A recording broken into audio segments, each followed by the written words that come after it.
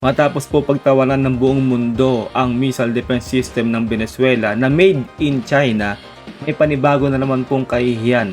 Ito pong China dahil po dito po sa J-35 fighter jets po nila na tinatawag po nilang F-35 killer ay palpak na naman. Dahil po ito po ay lumilipad lang ng 7 minutes. Para po sa konteksto ng ating reaction video, panoorin po natin to.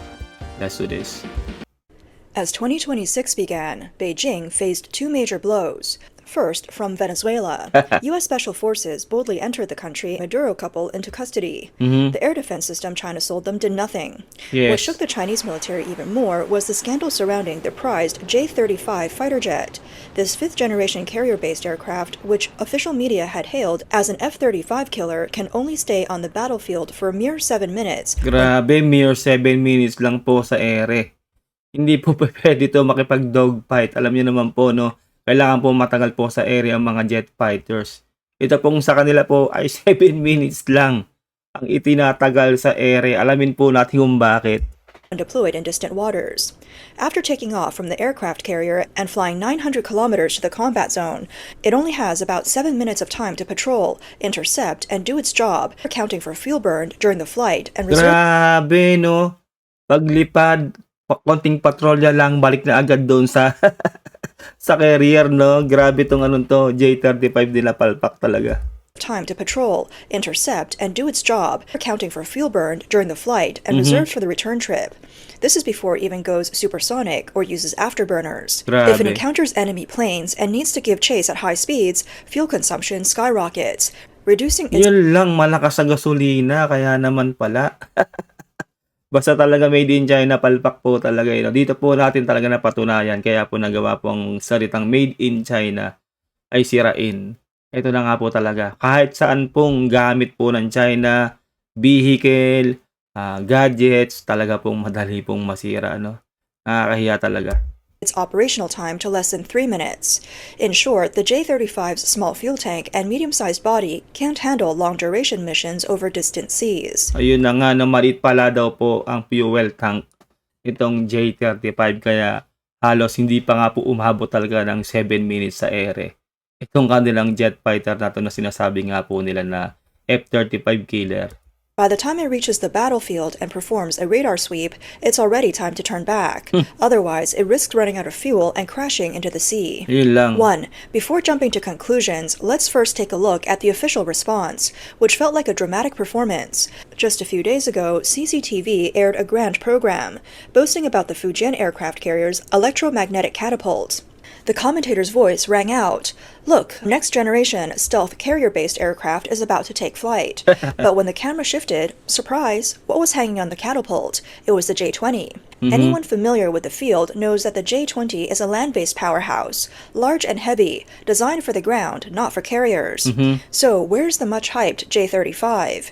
In a country like China, where even a street stall sign is regulated, how could CCTV make such a basic mistake in a national-level propaganda video? Wala talaga, lahat na lang sa China talaga peke, no? Talaga pong propaganda lang nila na para malakas silang tingnan, di ba? Kaya nga, ako na po nagsasabi sa inyo, no? Kapag nagkaroon ng digmaan to laban sa Amerika, walang mangyayari po dito sa China, talaga pong mapupulbos po sila. Kasi po lahat po talaga ng kanilang pinapalabas sa TV o sa kanilang balita ay puro kabaliktaran, no? Mahina po sila, hindi po maganda ang kanilang mga jet fighters, lahat po ng kanilang sadatang lakas ay palpak halos, no? Kaya yung mga pinaparada po nila kapag talaga pong pinaplex po nila yung kanilang sadatang lakas, peke po yun, lalo po yung mga nuclear.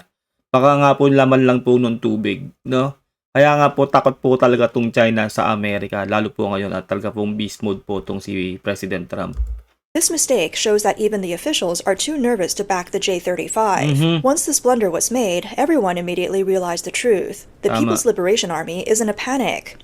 They've discovered that the J-35, the premature baby, might not make the cut. Some say China is already working on a backup plan, urgently modifying the J-20 to serve as a carrier-based aircraft. Bakit naman kasi gagawa sila ng isang jet fighter na napakaliit lang ng ng fuel tank? Isipin niyo 'yun, no? Halos hindi nga raw umabot ng 7 minutes. Pagkalipad, konting patrol na lang, tapos balik na agad. Dahil nga po, kapag naubusan daw pala yan ng gasolina, syempre, isasabog yan dahil babagsak yan sa kung saan. Hindi po siya aabot talaga na kung makikipag-dogfight yan sa Amerika. Lalo po yung mga jet fighters ng Amerika talaga pong matitindi. Matagal sa ere. Ito po halos 7 minutes, parang drone lang, no? Why the rush? Because the J-35's 7-minute flaw is inherent, and it can't be fixed. Now that the secret's out, CCTV is too embarrassed to showcase the poor model. Tama. In fact, the J-35 is quite large, nearly 18 meters long, with a wingspan of over 12 meters. Its size nearly matches the American heavyweights, like the F-22, and is even bigger than the F-35. For an aircraft carrier, this plane needs to be tough, right? Isipin nyo, no? Napakalit ng napakalit ng fuel tank, tapos napakalaking eroplano. Palpak talaga yung designer o yung gumawa po talaga nitong nag-design po nitong eroplano na to, no? Palpak talaga mga Chinese. The landing gear has to be reinforced, and the anti-corrosion paint needs to be thick. To compensate for the engine's fuel inefficiency, they had to make the fuel tank bigger.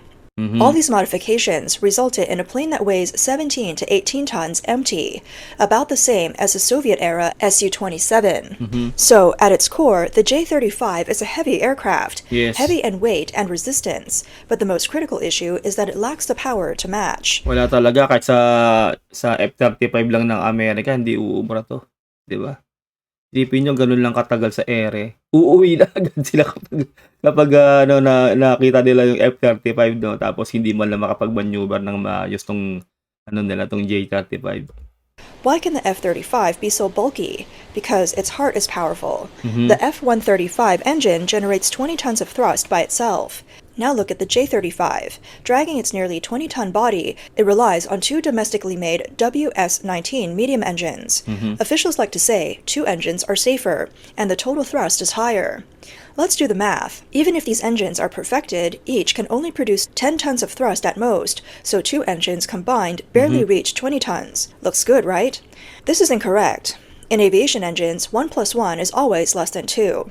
Using 2 engines means 2 sets of pipes and casings. That's dead weight. Plus, cramming 2 engines side by side means a wider fuselage, resulting in greater wind resistance. The result is that the F-35 is muscular, powerful, and efficient. Yes. The J-35, however, is an overweight imposter, or a little horse pulling a big cart. It can Kumbaga, hindi proportion yung katawan niya para sa magiging trabaho talaga ng eroplano na yan. Bukod sa mabigat siya, tas twin engine siya, maliit pa ang kanyang fuel tank, no? Palpak talaga yung pagkakagawa nila. cruise slowly, gliding on its big wings, but once it's in combat, needing to accelerate and fight, those 2 small engines will have to exert all their power. At that point, the fuel consumption isn't just burning, it's gushing out like an open faucet. This is why it can only stay airborne for 7 minutes. Grabe. It's too heavy, too weak, and burning more fuel than others for the same job. Wala nang ang budget. Wala nang ang budget ng China. Bagsak na ang ekonomiya. Ganyan pa. Matindi pa kumain ng gasolina itong ginawa nilang eroplano itong J-35. 2. Some people might be questioning, the J-35 looks so robust, how can it not hold enough fuel? Let's break it down with some simple math and take a closer look. While the official data is closely guarded, based on previous FC-31 data and this scale-up, we can see that the J-35's fuel capacity is obvious. Its internal fuel capacity is around 8.5 to 9 tons at best. That doesn't sound too bad, right? But here's the issue. Let's compare it with its rival, the US F-35C. C's fuel capacity around 8.9 tons. Here's the key difference, though. The F-35C only has 1 engine. It carries 9 tons of fuel to feed 1 engine. Just like a person eating a whole bucket of fried chicken can last quite a while. Oo nga naman, overweight talaga. Kitang-kita naman, no, isa lang talaga engine. Di ba? Ng F-35. Bagaan. No, talaga pong, kumbaga, reliable talaga. Yung samantalang itong pagkakadesign ng China dito sa J-35 nila. Twin engine, tapos mabigat, tapos maliit ang fuel tank. Talagang walang magagawang maayos. Kumbaga, hindi pinag-isipan talaga ng nag-design nitong eroplano na to. Kumbaga, tira bahala. Ganun yung naging nila, ng design ng eroplano nila. Talagang hindi po pwedeng makipag-dogfight po yan dito po sa F-35 na nga lang po ng Amerika. That's what we call endurance. The J-35, however, has 2 engines. It's carrying 9 tons of fuel, but it has to feed 2 engines. This is like 2 people sharing the same bucket of fried chicken, but Tama. also doing heavy labor like moving bricks. Tama yun, malakas talaga. Kumbaga sa dalawa yung kumakain. Kasi twin engine siya eh. Dalawang kumakain ng gasolina. Kaya malakas kumain ng gasolina yan. Isipin nyo yun, di ba? Palpak. How long do you think it can last? Let's also look at its bigger sibling, the J20. Why does it work? Because it's a true heavyweight, large and spacious, with an internal fuel capacity likely above 11.5 tons, or even 12 tons. It's like a plane with its own fuel station. Now, someone might ask, wait, if the J20 carries 3 more tons of fuel, 12 versus 9, that extra 3 tons should only give it a bit more flying time. Why can the J20 patrol for 1 hour, while the J35 only has Oo nga. 7 minutes? That difference seems huge. Great question. That 3 tons of fuel is indeed significant. But what's even more important is the two planes' physical condition. Whether you like the J20's canard design or not, you'd have to admit it's a machine built to fly fast and far. Its slim, sharp body, like a spear, has a major advantage: Tama. low drag. When the J20 is in the air, it's gliding effortlessly. A slight push on the throttle sends it far. Not only does it carry more fuel, but it also flies efficiently. Now look at the J35. Its problem lies in its unnecessary bulk. Since it's a medium-sized aircraft, the designers had to stretch its body to fit 9 tons of fuel and enlarge the weapons bay. Kaya talaga 7 minutes lang kasi bulky siya. Kumbaga alam niyo yung salubong ng hangin. Talagang mahihirapan siyang lumipad. Yung na to, yung kuya niya na to, yung pinagkuhanan ng design na mas malaki din. Siya, manipis lang siya. Kaya yung aerodynamics na tawag doon, di ba? Talagang hindi gaanong ramdam, kaya isang oras yung tinatagal ng eroplano na yon. Kaya dito sa J35, kaya palpak talaga to. This resulted in a large cross-sectional area, making it a boxy off-road vehicle on the highway, meaning high wind resistance. Tama. To fly 900 kilometers with that, it burns a lot more fuel. Not to mention, its design was compromised to make it carrier compatible, which hurts its cruising efficiency compared to the J20's streamlined design. One more painful detail. Although both the J20 and J35 have 2 engines, the J20 is a heavyweight with 2 engines, perfectly balanced. But the J35 is a medium-sized aircraft with 2 engines squeezed in, Ayun leading lang. to a larger surface area and higher friction.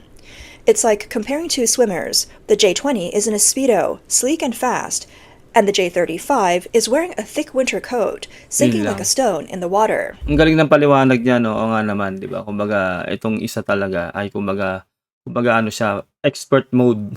Itong isa naman, tong J35, kumbaga beginner mode, no? Parang ganon. Kumbaga, hindi siya well experienced, no? At yung designer nga rin po nito, parang hindi talaga well experienced din kasi palpak nga yung pagkakagawa.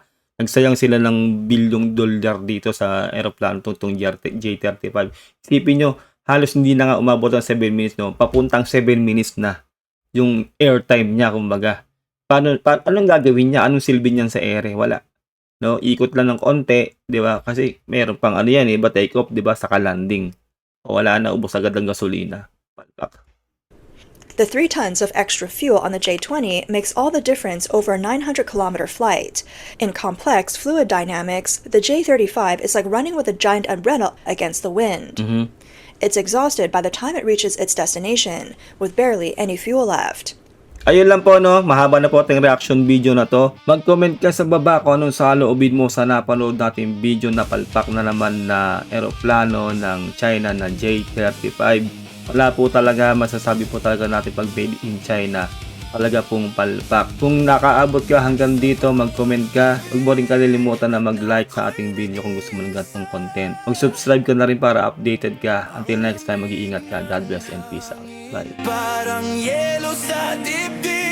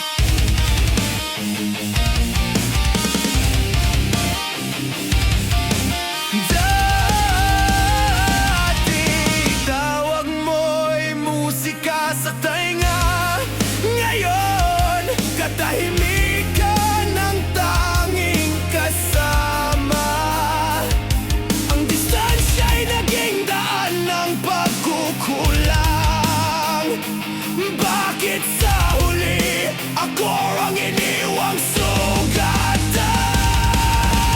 Ating gabi, luhay bumubuhos sa bawat salita mo. Puso'y nauupos. Sinong kasama mo? Sinong kayakap mo? Habang ako'y nagdurusa, iniwan sa dulo.